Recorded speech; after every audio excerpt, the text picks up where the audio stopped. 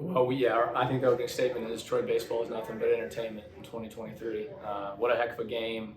It was the epitome of what is coach speak probably, but everybody picking one another up, whether it was a defensive miscue, whether it was a guy maybe just not getting the big hit, whether it was maybe not the big pitch, whatever it was, everybody just picked one another up.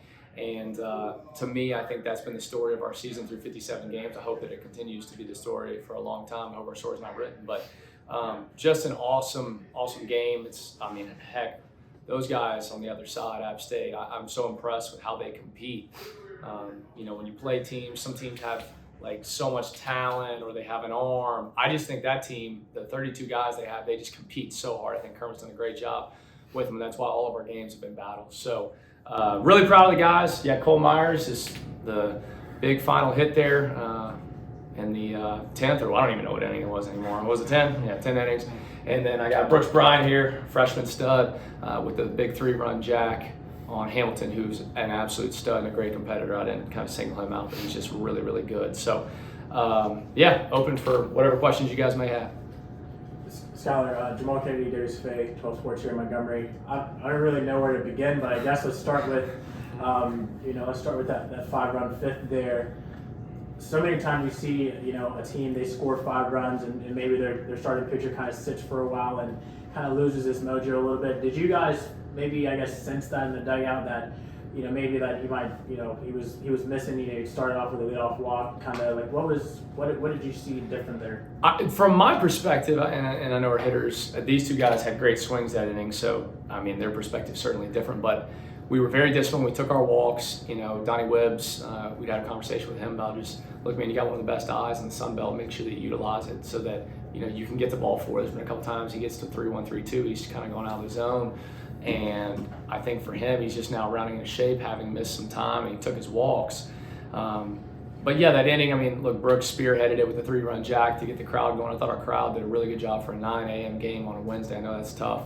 I'd advise people not to work the rest of the week, certainly, so they can be here. But, then I think Kole, a guy gets out on a good swing, but then Kole hits that triple in the left center, showcased his speed, got there to third, and then we just kind of kept passing the baton.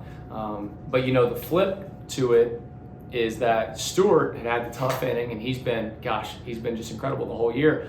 But I think the unsung part of this entire game is that Matt Mercer came in and just stuffed the strike zone and got their leadoff guy Boyd, who's unbelievable, got him to fly out, a 2-out situation, just made a really good pitch, a little 93 on the black with a little ride to it, gets the fly ball that I think Kole stole from Kavanaugh, didn't want him to get involved in the action. But there's so many moments like that to me may go unheralded in a game like that. Heck, even, I know we were in shift, but Gardner got that ball in the 10th. It was hit decently hard with a funky topspin. He sat on it, handled it. No panic, no rush, especially with a wet field from the rain the last 24 hours, and stuck it right in Sully's chest.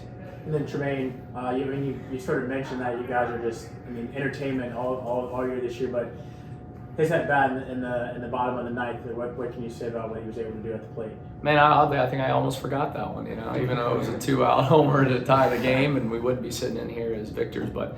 Look, Trey's just been tremendous the second half of the year. I've told the story. I'm sure if people were listening to the TV telecast today, I would told Matt and Ty, some of the adjustments that Coach Wolgamont had made with him and his bat and stuff like that. And I think he's a primetime player, and PTPers, they got to be good in May in our sport, right?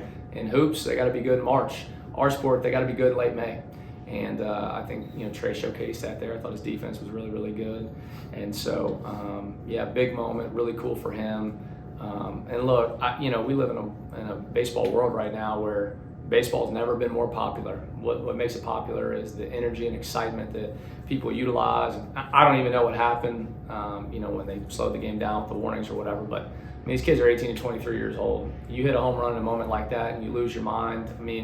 I get it, that's just the way that it goes, but these guys got to express themselves, be who they are, and when you're in big moments, sometimes you lose it. After the game, we're sitting there, Clay Stearns can't even breathe, he's making everybody real uncomfortable, he's hyperventilating, and he just took a walk, he didn't even hit a jack, so, but yeah, just really proud of Trey and what he did and all the guys. Brooks, for you, just really fast, it's 5-0 there, you've got 2 guys on in front of you. what's going through your head there? As you know, I guess what was the count? Was it 3-0? Just 3-0 Nah, sitting or it 2-1? was 2-0, so I was 2-0? like, I'm going to get my pitch and I'm going to drive it. So, I mean, he threw it where I wanted it, and I knew I was going to try to pull something, get my head out, and that's what I did. And Kole, first off, really quick, there was a meeting in the dugout there before that inning started. What was shared in that meeting there? I assume it was only with the hitters there, and then obviously you had the triple, and then obviously your ninth inning or your 10th inning hit. Yeah, all the situations in this game, we've been in them plenty of times this season. So it was like just trust our guys. We knew we had a chance, even though we were down 5. Anytime that adversity hit throughout the game, we just came together and knew we had a chance to win. We never had a doubt. And then you're bottom of the 10th at bat. Obviously, no bunt there, so you shoot one in the gap to walk it off. What were you thinking at the plate? I hit something hard. That's all I was thinking. And he happened to leave a fastball middle away and just put a good swing on it, not trying to do too much, and it turned out great. And Skylar, last one for me, just for you. Now, obviously, you get to advance on it in the winner's bracket here. And you'll await the winner of the Southern Miss and James Madison game. But how good does it feel just to know that you get off on this kind of start here where you have to come back and you have to fight back more than once just to get on?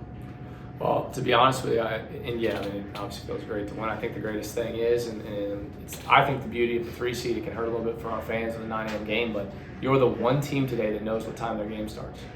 Okay, so we were able to recharge our clocks. We reset. We early practiced Monday. We early did stuff Tuesday. So our guys were prepared. We didn't have to worry about guys being, sluggish or whatnot this morning. We knew we were going to play at 9 a.m. We knew for 4 days.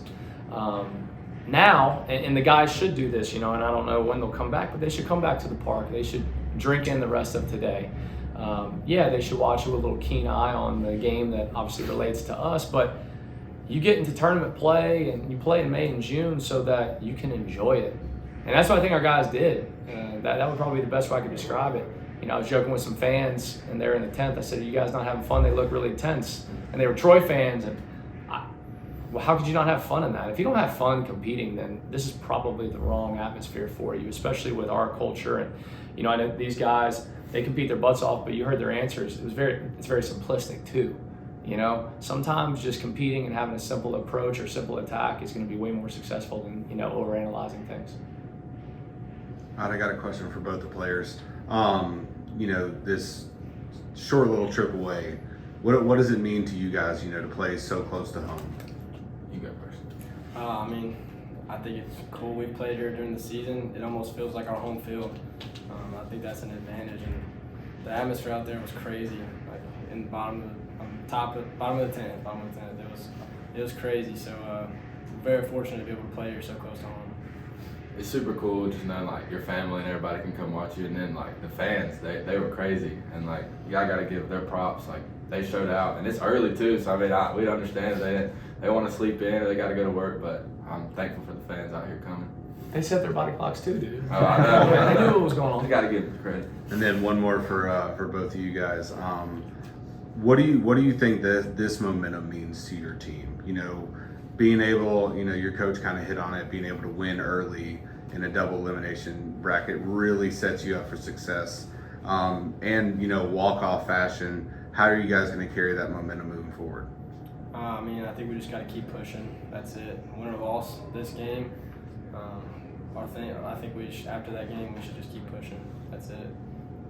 Just got to keep the energy rolling no matter what would happen in that game. We're confident. I know my teammates and stuff, we're always going to have high energy, going to be super confident in what we do. Just got to keep everything rolling. All right. Thank y'all. Hey, thank you guys. So, thank you.